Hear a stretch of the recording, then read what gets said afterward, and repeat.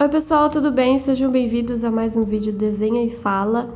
E para o vídeo de hoje, a ideia era testar os meus lápis de cor policromos da Faber-Castell. E como muita gente me pede nos comentários para mostrar o processo desde o esboço, no vídeo de hoje eu vou mostrar desde o comecinho, quando eu começo a desenhar, passando por uma fase de aquarela e por último finalizando com os lápis de cor. Então mais pra frente eu falo um pouquinho mais sobre a minha experiência com o lápis de cor. E provavelmente o vídeo de hoje vai ser bem longo, então espero que vocês acompanhem ele até o final e que gostem desse vídeo. Então, falando sobre os materiais que eu usei no vídeo de hoje, eu desenhei no papel, no bloco de papel da Canson XL Aquarelle, que tem 300 gramas e é especial para aquarela, e eu tenho gostado bastante de usar esse papel. Já fiz até outros vídeos aqui no canal usando esse bloco, que eu acho super bacana e eu acho que o preço dele vale bastante a pena. Então eu usei esse papel e os outros materiais, tipo lapiseira, tal, tudo mais, eu vou deixar aí na descrição, então caso vocês tenham dúvida, todos os materiais vão estar aí na descrição, não se esqueçam de checar.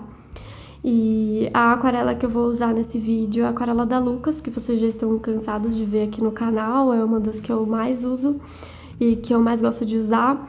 E para quem tem interesse em conhecer novas marcas de materiais, aquarela, lápis de cores, enfim, todos os materiais que eu vou adquirindo, eu vou postando nas minhas redes sociais, principalmente no Instagram, nos stories. Então, para quem não me segue nas redes sociais, me sigam lá, porque eu tô sempre postando novidades. E na semana passada eu fiz uma mini resenha de umas aquarelas novas que eu comprei e foi super legal, porque tive um retorno bem bacana, as pessoas gostaram de ver. Então me sigam lá também, porque para fazer essas coisas mais rapidinhas, assim, tipo resenhas rápidas, comparações, eu tenho feito nos stories, que exige um pouco menos de preparação do que os vídeos aqui pro YouTube, então é um formato que tem dado certo. Então eu tenho meio que usado as redes sociais de formas diferentes, enfim. Então é basicamente isso. E como eu falei, por último, finalizei esse desenho com o Policromos da Faber-Castell, que é um lápis de cor que não é aquarelável. Então no final eu vou dar o meu parecer, né, as minhas primeiras impressões sobre esse lápis de cor, comparando com os que eu já usei, tá? Bom, agora falando um pouco sobre a arte que eu escolhi para fazer nesse vídeo, que na verdade é uma homenagem ao filme Call Me By Your Name, foi traduzido como Me Chame Pelo Seu Nome, que foi adaptado de um livro de mesmo nome, que também foi lançado aqui no Brasil, foi traduzido, né? E eu também estou terminando de ler o livro agora, já assisti o filme também, então acho que seria legal falar um pouquinho desse vídeo. Na época que eu assisti o filme, eu escrevi uma resenha, postei lá no meu Facebook, e algumas pessoas sugeriram que eu fizesse uma resenha ou falasse sobre livros ou filmes ou séries que eu gostasse, mas que eu fizesse no formato de vídeo, enquanto eu desenhava para vocês. Eu achei essa ideia muito bacana e decidi aproveitar para fazer uma pequena resenha, falar um pouquinho sobre essa história que eu gostei pra caramba. E caso vocês gostem desse formato, vou pensar fazer ele mais vezes futuramente, mas eu não sei se eu faço dentro de um desenho e fala ou se eu faço uma sessão especial para esse tipo de conteúdo aqui no canal. Então, se vocês tiverem alguma sugestão, deixem aí nos comentários também, porque aí eu vou planejando, né, os meus vídeos pensando nisso também. Mas como esse já é um vídeo que ia ficar super longo, eu acho que eu vou ter bastante tempo para falar sobre todas essas coisas, né, sobre o lápis de cor, que era a minha proposta do que eu estava testando, né, minha proposta era testar o lápis de cor e contar um pouco para vocês. Mas ao mesmo tempo tem um monte de tempo aqui no vídeo pra eu falar, então eu pensei, por que não falar um pouquinho sobre esse filme também. Enfim, espero que vocês gostem desse formato e se der certo eu vou continuar fazendo com certeza, porque eu gosto pra caramba de falar sobre os livros e os filmes que de alguma forma me marcaram, sabe? Então eu quero que outras pessoas também tenham a mesma experiência que eu, ou enfim, querer repassar, né, esse sentimento pra vocês. Então eu espero que vocês gostem. Então, pra começar, quando eu fiquei sabendo desse filme, na verdade foi uma situação bem aleatória, assim, porque eu tava na internet, eu não lembro fazendo o quê, e apareceu no meio do texto que eu tava lendo uma propaganda em vídeo, e a foto que tava lá no thumbnail era uma foto muito interessante de uma das cenas do filme, e aí eu fiquei interessada em assistir o vídeo, mas até então eu não sabia que se tratava do trailer do filme, né? Então eu fiquei assistindo e as imagens logo de cara já me chamaram muita atenção. Eu fiquei muito interessada naquilo, né? O que era aquilo? Era tipo uma propaganda, era um trailer de um filme. E aí no final eu descobri que realmente era o trailer do filme que ia estrear mais pra frente, né? E eu fiquei, caramba, cara, esse filme parece muito incrível, porque a história se passa numa cidadezinha muito remota na Itália, então a paisagem, a fotografia desse filme é incrível, assim, é de encher os olhos, sabe? E a simbologia dele também tem tudo a ver com a trama da história, sabe? Então eu achei que, assim, de uma forma geral, eu fiquei muito atraída pela imagem e pela ideia que aquele trailer tava passando, e a música também combinava super. Então todo aquele clima que eu assisti no trailer, eu fiquei tipo, cara, eu preciso assistir esse filme. Aí eu fui atrás, eu procurei e tal, e eu acabei não aguentando o filme estrear aqui no Brasil, eu acabei baixando o filme na internet pra poder assistir. E, cara, é uma história, assim, muito singular, sabe? Tipo, eu me lembro de poucos filmes que me trouxeram as mesmas sensações enquanto eu assistia a ele, sabe? Tipo, um filme muito imersivo, é um filme que você assiste com várias sensações diferentes, sabe? É a sensação do olhar, porque é um filme muito bonito, a fotografia, então enche muito os olhos. A trilha sonora faz você mergulhar naquela situação que os personagens estão vivendo. Os diálogos, assim, tem alguns diálogos que, sério, você, tipo, eu ouvia e eu ficava, tipo, caramba, sabe? Isso é um diálogo significativo, não é um mero diálogo só pra encher o filme com alguma coisa, sabe? Tudo tinha um porquê de estar ali. Então, tudo isso meio que fez o filme se tornar especial. E ele não é um filme muito comum, que a gente tá acostumado a assistir. O ritmo dele é muito diferente. É um filme que todas as coisas acontecem devagar, ou no seu tempo, assim. Então, até a metade do filme, você vai sendo apresentado àquela situação que era do protagonista, que ia passar sempre as férias nessa casa de veraneio lá na Itália, e toda a rotina dele é tipo uma rotina tediosa, sabe? Você percebe que quando esses personagens vão passar o verão lá, é tipo sair da sua rotina normal, sabe? De viver na cidade, de ir pra escola, porque o protagonista ainda tá em fase escolar e tal.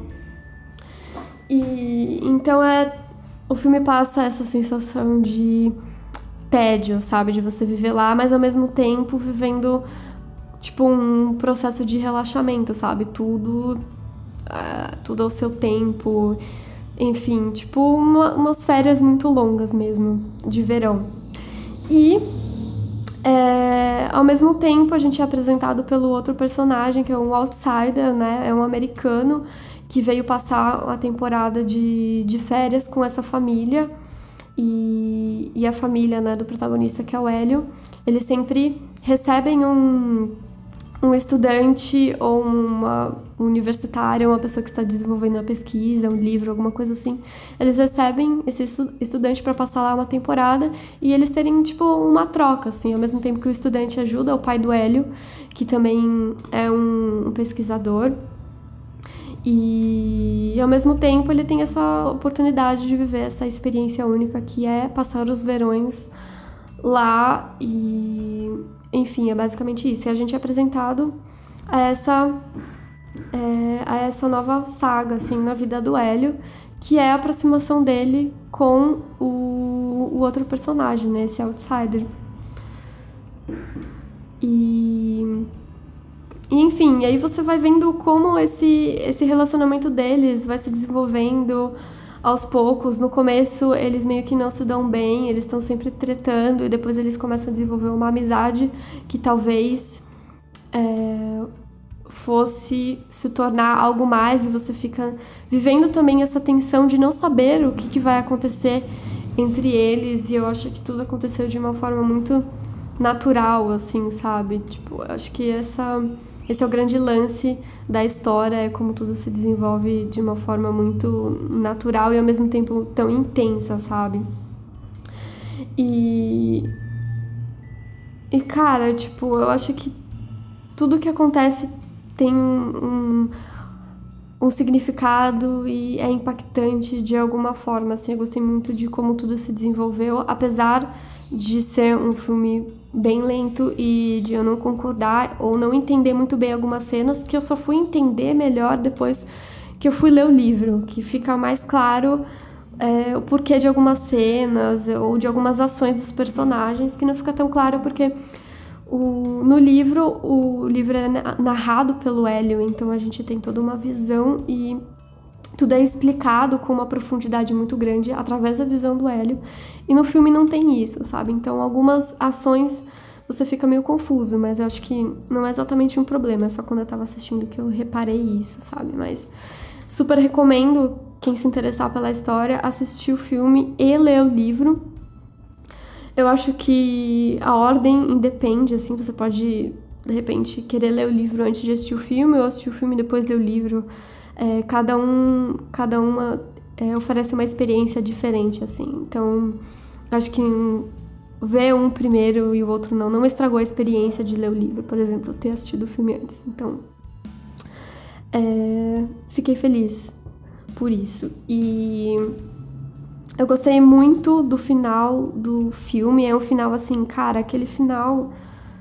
Sério, talvez seja por causa disso que o ator que fez o Hélio foi indicado a melhor ator no Oscar, porque, cara, a atuação dele tá muito incrível, sabe? Ele faz uma imersão no personagem, que é uma coisa muito incrível e forte, sabe? Você sente o sentimento fluir através das expressões, dos movimentos dele, sabe? É uma coisa muito incrível.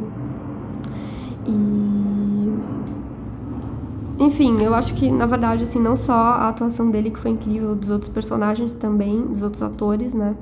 Também foi muito incrível.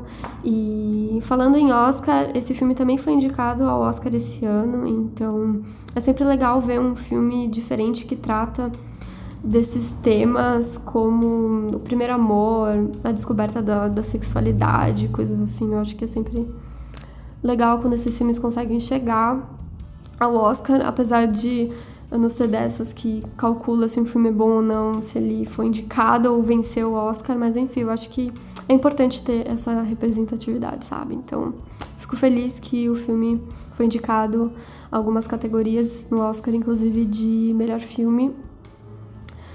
E, bom, sobre o livro, cara, é um livro muito intenso, sabe? E você faz uma imersão total nos pensamentos do Hélio e chega a certo ponto, assim, que você fica até sobrecarregado pela quantidade de emoções, porque ele vive muito intensamente esse personagem, e você entra de cabeça, assim, e é tipo uma loucura, sabe? É a mente de um adolescente. Então, é aquela loucura, assim, que você entra de cabeça, e realmente eu achei que, como eu falei pra vocês, algumas ações, algumas coisas que acontecem na história fazem mais sentido no livro, justamente porque a gente está imerso nessa visão e no universo do Hélio. Então eu acho que essa intensidade toda é muito... Bom, eu sou uma pessoa que eu gosto de intensidade, então eu gostei pra caramba do livro. Eu tô terminando ainda de ler. Pelo que eu reparei, o final do livro é um pouco diferente do final do filme, mas eu acho que vai ser incrível do mesmo jeito. E, enfim. Então, essa é a minha resenha.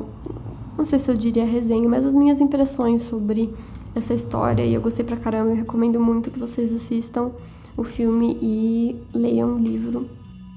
Porque realmente é uma história muito especial. Ele foge muito das coisas que a gente tá acostumado a ver e de filmes que saem no cinema mainstream, de livros que são lançados, sabe? Tipo, um respiro de originalidade, sabe? Não sei, eu tive essa sensação depois que eu assisti o filme e li o livro.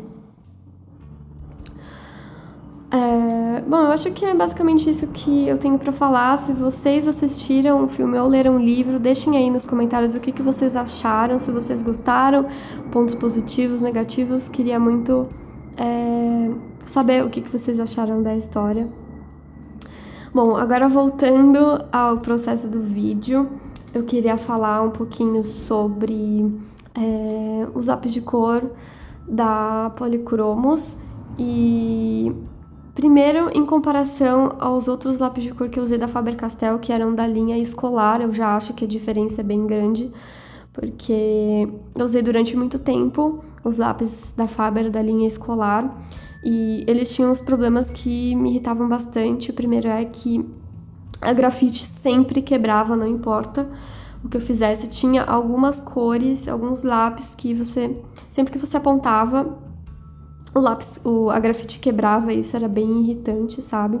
Às vezes, enquanto eu apontava, eu sentia alguns nós na madeira, né? E, tipo, deixava muito difícil esse negócio de você apontar. Eu acho que isso também é um ponto negativo dos lápis escolares. E eu também sentia que, às vezes, na cerinha da grafite, tinha algumas pedrinhas que meio que marcavam o papel. Isso é uma coisa que eu também reparava na época que eu usava os lápis de cor, e eu percebi que nessa linha profissional da Faber, esses problemas já, tipo, meio que foram resolvidos, sabe? Por serem lápis de uma qualidade melhor.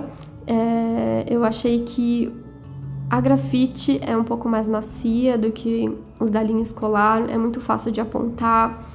E até agora a grafite não tem quebrado muito, então eu acho que isso também é um ponto positivo, porque você não tem que ficar apontando e perdendo o lápis muito mais rápido, você consegue usar ele por mais tempo.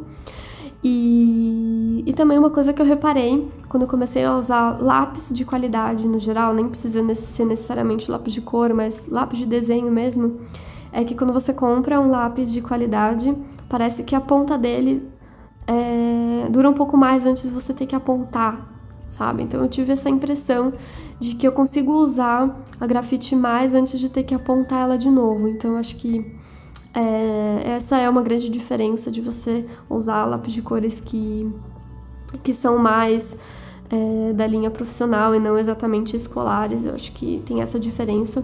E agora, em comparação com os outros lápis de cores que eu já usei, e eu vou usar como exemplo lápis de cor não aquarelável, já que o Polychromos não é aquarelável.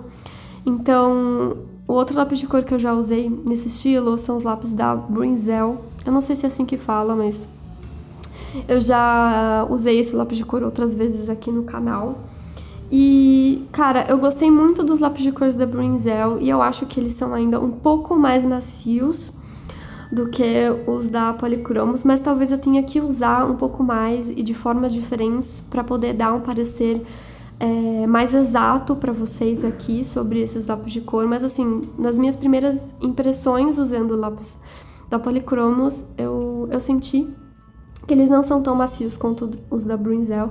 E também tem uma questão de que a minha caixa de lápis da Polychromos só tem 12 cores, então é um pouco mais difícil de trabalhar com poucas cores, tem que fazer mais misturas e tudo mais. E já os da Bruinzell que eu tenho são de 24, então eu tenho um pouco mais de opções de cores para trabalhar, então tem essa questão também. E se algum dia eu tiver a oportunidade de testar da Polychromos ou alguma outra linha da Faber-Castell que tenha mais cores, aí talvez eu consiga fazer uma comparação um pouco mais justa, assim, digamos, entre essas marcas.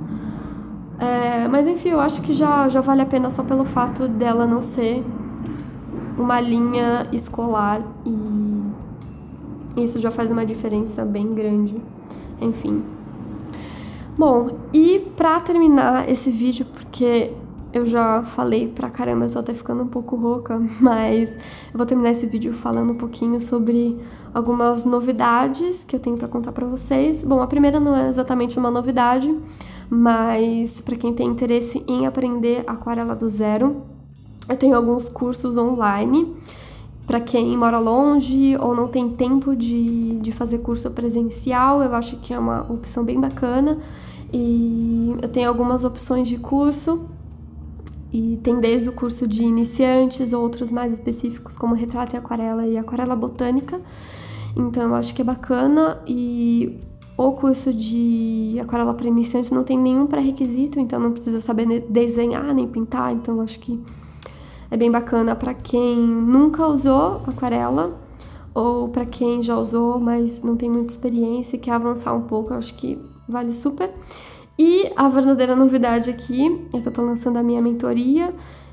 Já falei um pouco mais sobre a mentoria no meu vídeo passado, onde eu expliquei mais ou menos como que vai funcionar, mas é basicamente voltado para quem já desenha ou já tem um trabalho, mas se sente meio perdido, tem algumas dúvidas sobre como montar portfólio, como entrar no mercado ou como encontrar uma identidade artística. Eu acho que todas essas possibilidades se encaixam na mentoria, então caso vocês se interessem, também vou deixar todas as informações aí na descrição para vocês poderem ver mais sobre tanto os cursos online quanto a mentoria. E para quem está buscando curso presencial aqui em São Paulo, vai abrir uma nova turma em breve no Centro de Arte, que fica na Casa do Artista, Unidade Paulista. E então teremos um curso de aquarela, introdução à aquarela, que vai ser presencial, serão 8 encontros, e eu vou divulgar mais sobre esse curso em breve. Assim que abrirem as inscrições, eu vou divulgar nas minhas redes sociais, então fiquem ligados aí. E eu acho que é basicamente isso, pessoal. Espero que vocês tenham gostado desse vídeo. Se vocês gostaram, deem like, se inscrevam no canal e até a próxima. Tchau!